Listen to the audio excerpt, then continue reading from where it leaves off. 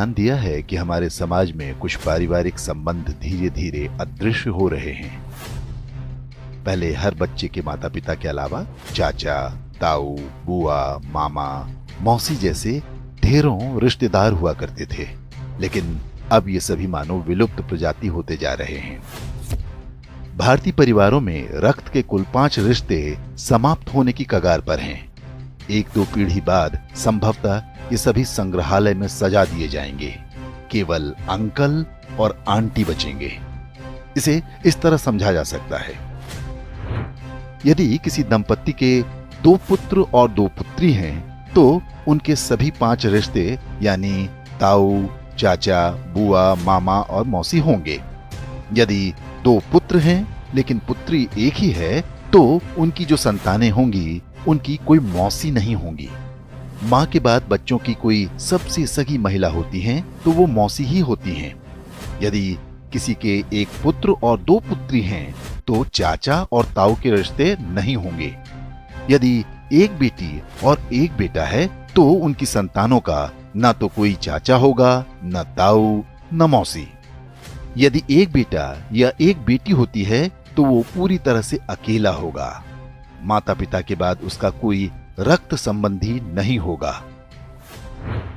Single child family को उनका निर्णय तीसरी पीढ़ी यानी जिनके वो दादा दादी होंगे बुरी तरह प्रभावित करेगा। उनका पौत्र या प्रपौत्र इस संसार में अकेला होगा। उसे अपने रक्त के रिश्ते की आवश्यकता होगी तो इस पूरे ब्रह्मांड में उसका अपना कोई नहीं होगा। इसलिए दंपत्ति को सिंगल चाइल्ड के निर्णय पर गंभीरता से विचार करना चाहिए।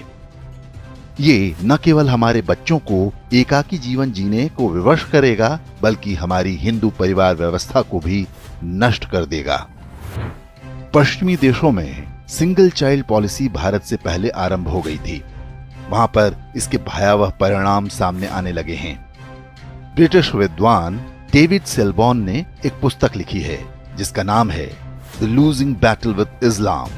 इसमें बताया गया है कि पश्चिमी समाज पर इस्लाम का अधिकार होता जा रहा है और इसका सबसे बड़ा कारण एक शक्तिशाली परिवार व्यवस्था का अभाव है।